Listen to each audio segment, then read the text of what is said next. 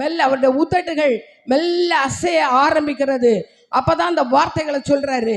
முதலாவது வார்த்தை லூக்கா 23ஆம் அதிகாரம் 34வது வசனத்துல, அப்பொழுது இயேசு பிதாவை நோக்கி சொல்றாரு பாருங்க, பிதாவே இவர்களுக்கு மன்னியும், தாங்கள் செய்கிறது இன்னதென்று அறியாதிருக்கிறார்கள்னு. பாருங்க, ஒரு நம்மகிட்ட ரொம்ப அன்பா இருக்கிறவங்கள, நம்மகிட்ட நேசிக்கிறவங்க, நமக்கு பிரியமா இருக்கிறவங்களுக்காக நம்ம ஜெபிக்கிறது அது சுலபமான காரியம். ஆனா யாருக்காக அவர் ஜெபிக்கிறார் பார்த்தீங்களா? தன்னை நிந்தித்தவர்கள், தங்களை அவமானப்படுத்தினவர்கள், பரிகாசம் பண்ணினவங்க, வேண்டாத வார்த்தைகளை சொல்லி வேதனைப்படுத்தினவர்கள், அப்படிப்பட்டவர்களுக்காக அவர் ஒரு மன்றாடி ஒரு ஜெபிக்கிற ஜெபமா இது இருக்கிறது. பிதாவே இவர்களுக்கு மன்னியும், இவர்கள் செய்கிறது இன்னதென்று இவர்கள் அறியாது இருக்கிறார்கள் என்று சொல்லி அப்படியார் அவர் ஜெபிக்கிறத பார்க்கிறேன். எதிரிகளுக்காக அவர் ஜெபிக்கிறார். எதிரிகளை அவர் மன்னித்தார். பிதாவிடம் மன்னிப்பும்படி மன்றாடுற அவர் மன்னிச்சாரு.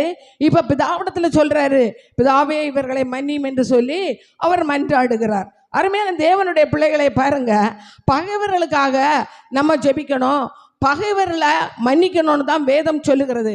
மத்தேயு 5ஆம் அதிகாரம் 44வது வசனம் சொல்லுகிறது, உங்கள் சத்துருக்களை சிநேகியுங்கள், சபிக்கிறவர்களை ஆசீர்வதியுங்கள், பகைக்கிறவர்களுக்கு நன்மை செய்யுங்கள், உங்களை நிந்திக்கிறவர்களுக்காகவும் துன்பப்படுத்துகிறவர்களுக்காக என்ன செய்யணுமா? ஜெபம் பண்ணணுமா? மற்றவங்களுக்காக ஜெபம். நம்ம ஜெபிக்கிறோமா? அப்படி இன்னைக்கு பார்த்தீங்கன்னா ஒரு வார்த்தை சொன்னால் நம்மளால என்ன செய்ய முடியல, தாங்க முடியல. அதை நம்ம இருதயத்திலே நம்ம வச்சுட்டு இருக்கோம். அப்படி நம்ம நிச்சயமா நம்ம வைக்க கூடாது. அந்த நேரத்திலே அதை விட்டுறணும். விட்டுக்கிட்டு நம்ம அதை என்ன செய்யணும்? ஃப்ரீ ஆயிடணும். ஃப்ரீ ஆனா தான் தேவன் நம்ம இடத்துல இடைவிட முடியும். அருமையான தேவனுடைய பிள்ளைகளை பாருங்க, அது மாத்திரம் இல்லை, பேதுரு கேட்குறாரு. மத்தேயு 18ஆம் அதிகாரம் 21, 22 வசனங்களை நம்ம வாசிக்கும் பொழுது பேதுரு இயேசுவிடம் கேட்குறாரு, என் சகோதரன் எனக்கு துன்பம் ஏதாவது கஷ்டத்தை தந்தா எத்தனை தடவை அவனை மன்னிக்கணும்? 7 தடவை மன்னிக்கணுமா அப்படின்னு கேட்குறாரு. உடனே இயேசு என்ன சொன்னா தெரியுமா? 7 தடவை மாத்திரமல்ல, 70 தடவை நம்ம மன்னிக்கணும். அப்படின்னா என்ன அர்த்தம்னா, எப்போ யாரு என்ன செய்தாலும் நம்ம என்ன செய்யணும்? அவங்கள நமக்கு மன்னிக்கிறவங்களா இருக்கணும். மன்னிக்கிற சுவாபம் நமக்கு எடுக்கணும். அதை வெளிப்படுத்தும் பொருட்டு தான் அவர் சிலுவையில் அவருடைய எதிரிகளை அவர் மன்னித்தார். அது மாத்திரம் இல்லை, அவர் ஒரு காரியத்தை அடுத்து சொல்றாரு. ஏன்னா பரலோக ராஜ்யத்தில் கணக்கு பார்க்குற ஒரு ராஜாவை அதில் ஒப்பிட்டு சொல்றாரு. அவர் கணக்குகளை பார்க்கும் பொழுது அங்கே 10,000 தாலந்து கடன்பட்ட ஒரு மனுஷனை கொண்டு வர்றாங்க. அப்போ அந்த மனுஷன் அங்கே வந்து நிற்கிறான், பணத்தை கேட்குறாரு. அவர் என்ன சொல்கிறாருன்னா, உன் மனைவி பிள்ளைகள் உனக்குண்ட எல்லாவற்றையும் விற்று என் பணத்தை தந்துரு அப்படின்னு கேட்குறாரு. அப்படி கேட்கும் பொழுது இந்த அருமையான சகோதரனுக்கு கொடுக்கறதுக்கு எந்த நிர்வாகமும் இல்லை. அதனால் அப்படியே அந்த எஜமானுடைய காலில் விழுந்து ஒரு தவணை ஒரு சான்ஸ் தாருங்க, நாங்கள் கொஞ்ச நாள் ஒரு கழிச்சு நான் எப்படியாவது நான் அந்த பணத்தை நான் தந்துடுவேன்னு சொல்லி அந்த காலில் விழுந்து கெஞ்சுறாரு. இதை பார்த்த அந்த ராஜா அவனுடைய கெஞ்சுதலுக்கு இறங்கி அவனுடைய கடத்தை என்ன செய்துட்டாரு? மன்னித்தார். தவணை ஒன்றும் கொடுக்கல, அவர் மன்னிச்சிட்டார். கடனே வேண்டான்னு சொல்லி அவர் விட்டுட்டாரு. இவர் ஜாலியா வெளியே வந்தார். வெளியே வந்து என்ன செய்தாரு? இவனுக்கு கடன் கொடுக்க வேண்டிய ஒரு மனுஷன் 100 வெள்ளிக்காசு உடன் வேலையாள் இவனுக்கு கடன் பட்டிருந்தான். அவன் தான் பணத்தை கேட்ட உடனே அவர் சொன்னாரு. அவனும் அதே மாதிரி தான், இவனுக்கு காலில் விழுறான், மன்னிச்சிருங்கப்பா நான் சீக்கிரமாக தந்துடுறேன். ஆனால் இவன் கழுத்தை பிடிச்சி எங்கே கொண்டு போட்டாரு? சிறைச்சாலையில் அடைத்தார் என்று சொல்லி வேதம் சொல்லுகிறது. உடன் வேலை ஆட்கள் பார்த்தாங்க. உடனே என்ன செய்தாங்க? போய் அந்த ராஜாவிடத்துல சொன்னாங்க. ராஜா கூப்பிட்டுட்டு அவர் என்ன சொன்னாருன்னா, நான் உனக்கு இவ்வளோ கடனை மன்னிச்சேன்ல, இந்த 100 காசை ஒன்னால வெள்ளி காசை ஒன்னால மன்னிக்க முடியல, அதனால உனக்கு ஒரு பெரிய பனிஷ்மெண்ட்.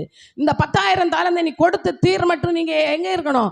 உபாதிக்கிறவர்கள் கையில் ஒப்பு கொடுத்தான்னு சொல்லி வேதம் சொல்லுகிறது. அருமையான தேவனுடைய பிள்ளைகளை பாருங்க, அந்த சகோதரனுக்கு இவர் மன்னித்திருப்பாருன்னா இவருக்கு 10,000 தாலந்து கடனை இவருக்கு மன்னிக்கப்பட்டு இவரும் சந்தோஷமா வாழ்ந்திருக்கலாம், அவரும் சந்தோஷமா வாழ்க்கிறான். அப்ப மன்னிக்கிற மனப்பான்மை இல்லாததுனால தான் இந்த மாதிரிப்பட்ட பிரச்சனைகள் எல்லாம் வருகிறது. நம்முடைய வாழ்க்கையை பாருங்க, எப்படி இயேசு சிலுவையில அந்த கல்வனை மன்னிச்சதுனால, சிலுவையில அந்த ஜனங்களை மன்னிச்சதுனால தான் ஒரு கல்வன் என்ன செய்தான்? ரட்சிக்கப்பட்டான். சாட்சியின் வாழ்க்கை, நம்ம வாழ்கிற வாழ்க்கை அநேகர் ஆண்டவருக்கு நேராக வழி நடத்த முடியும். நம்ம எப்படி வாழ்ந்து கொண்டிருக்கிறோம்? உலகம் என்ன சொல்றாங்களோ சொல்லலையே, அதை பற்றி நீங்க பார்க்க கூடாது. தேவனுக்கும் உங்களுக்குள்ள உறவு எப்படி இருக்கிறது என்பதை நன்றாக நம்ம ஆராய்ந்து பார்க்கணும். மனுஷன் முகத்தை பார்ப்பான், உள்ளத்தின் ஆழத்தை பார்க்கிறது யாரு? கர்த்தர் தான் உள்ளத்தின் ஆழத்தை பார்ப்பாரு. அதனால நம்முடைய வாழ்க்கையில நம்மிடத்துல எப்படிப்பட்ட காரியங்கள் இருந்தாலும், எப்படிப்பட்ட பெரிய காரியங்களை அவங்க நமக்கு செய்திருந்தாலும், நம்ம என்ன செய்யணும்னா, நம்ம ஒரு நாளும் உங்களிடத்துல கசப்போடு நம்ம என்ன செய்யக்கூடாது, இருக்கவே கூடாது. எபேசியர் 4ஆம் அதிகாரம் 26வது வசனத்தில் நம்ம வாசிக்கிறோம், நீங்கள் கோபம் கொண்டாலும் என்ன செய்யக்கூடாது, பாவம் செய்யாதீர்கள் சொல்லி வேதம் சொல்லுகிறது. சத்ருக்கு நீங்கள் இடம் கொடுக்க கூடாது. அது மாத்திரமல்ல, அதில் அந்த 32வது வசனத்தில் கிறிஸ்து உங்களுக்கு மன்னித்தது போல நீங்கள் என்ன செய்யணும், மற்றவங்களுக்கு மன்னிக்கணும். நம்ம மன்னிக்கலைன்னா நமக்கு தேவன் நம்முடைய பாவத்தை என்ன செய்ய மாட்டார், மன்னிக்க மாட்டார். எந்த அளவுக்கு மற்றவங்களை மன்னிக்கிறீங்களோ அந்த அளவுக்கு தேவன் நம்முடைய பாவங்களை மன்னித்து நம்முடைய வாழ்க்கையில் அவர் என்ன செய்வார், ஆசீர்வாதத்தை அவர் கட்டளையிடுவார். ஒரு நாளும் நம்ம என்ன செய்யக்கூடாது, நம்ம மற்றவங்களோட கசந்த அவர் வாழ்க்கை வாழக்கூடாது, எரிச்சல் இருக்கக்கூடாதுன்னு வேதம் சொல்லுகிறது. கோபம் கொண்டாலும் பாவம் செய்யாதீர்கள். சாயங்காலத்துக்குள்ளாலே உங்கள் எரிச்சல் என்ன செய்திடணும், தணிஞ்சிடணும். ஏன் இன்னைக்கு கொலை நடக்குது, எரிச்சலை மனசில் வச்சுட்டு திருப்பி திருப்பி திருப்பி அதே சிந்திச்சு சிந்திச்சு சிந்திச்சு கடைசியில் ஒரு கடம் வரைஞ்சமையும் உங்களால் தாங்க முடியாது. மோசமான காரியங்கள் நடக்க வேண்டிய சிச்சுவேஷன் இருக்குது. சத்ரு பார்ப்பான், இவங்க இருதயத்தில் இருக்கிற எரிச்சலை பார்ப்பான். ஓஹோ, அப்போ இந்த வழியில் அவனை எப்படியாவது வீழ்த்திடலான்னு சொல்லி தான் இந்த மாதிரி காரியங்கள் சம்பவிக்கிறது. அதனால் அந்த எரிச்சலையெல்லாம் நம்ம விட்டுறணும். தேவனுடைய பார்வையில் நல்ல பிள்ளைகளாய் நம்ம வாழற வேண்டும் என்று சொல்லி எசேபியர் 4ஆம் அதிகாரம் 32வது வசனத்தில் வாசிக்கிறோம். ஒருவருக்கொருவர் தயவாயும் மன உருக்கமாய் இருந்து கிறிஸ்துவுக்குள் தேவன் உங்களை மன்னித்தது போல நீங்களும் மற்றவங்களை என்ன செய்யணும், மன்னிக்கணும். அதுதான் முக்கியமான காரியம். அதுக்கு மாதிரியாக தான் அவரை நிந்தித்தவர்களையும் அவமானப்படுத்தினவர்களையும் வேதனைப்படுத்தினவர்களையும் சிலுவையிலே அவர் மன்னித்தார். நம்மளும் என்ன செய்யணும், நிச்சயமாக மன்னிக்கணும். மன்னிக்கலைன்னா நமக்கு மன்னிப்பு கிடைக்கவே செய்யாது. அவ்வளோதான் உண்மை. அந்த மத்தேயு 6ஆம் அதிகாரம் 12வது வசனத்தை நம்ம வாசிக்கிறோம். எங்கள் கடனாளிகளுக்கு நாங்கள் மன்னிப்பது போல எங்கள் கடன்களை மன்னியும். நம்ம எப்படி செய்கிறோமோ, நம்ம எந்த பாதையில போறோமோ அந்த பாதையில தான் கர்த்தர் நம்மை நடத்துவார்.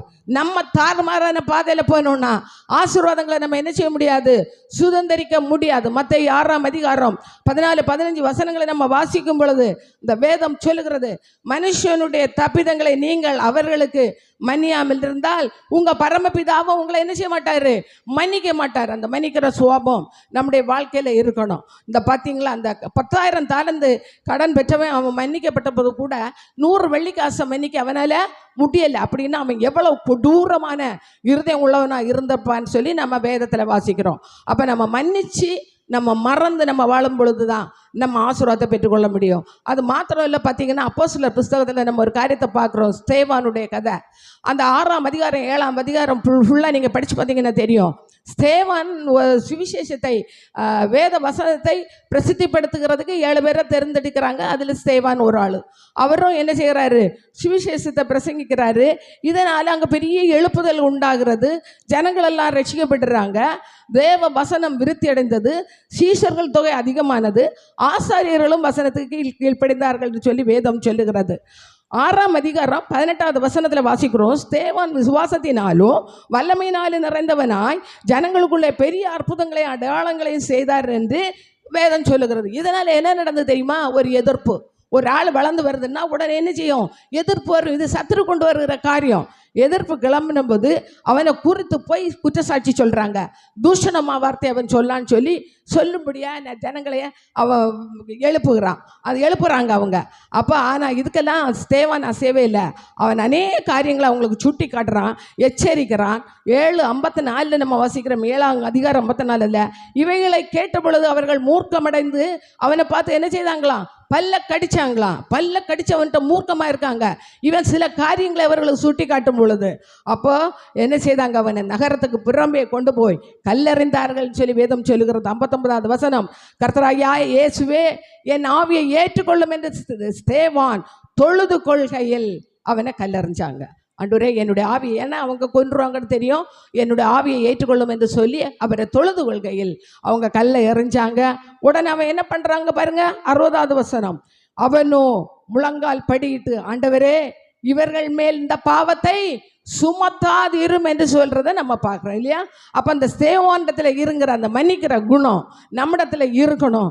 இயேசுவிடத்திலிருந்து அந்த குணாதிசயம் நம்மிடத்தில் இருக்கணும். நம்ம வீட்டுக்குள்ளேயா இருந்தாலும் சரி, அக்கம் பக்கத்தின் இடத்துலையா இருந்தாலும், சபைக்குள்ளேயா இருந்தாலும் சரி, நம்ம மாறி மாறி ஒரு மனம் ஒற்றுமையோடு அன்போடு பாசத்தோடு அரவணைப்போடு நம்ம வாழும் பொழுது தேவன் நிச்சயமாய் நம்முடைய வாழ்க்கையில் என்ன செய்வார்? அவர் அற்புதமான காரியத்தை செய்வார். அவர் நம்மை அதிசயமாய் நடத்துவார். நம்மை ஒரு நாளும் கைவிடாத நேசக்கரம் அவர் நம்மளோடு கூட இருக்கும்.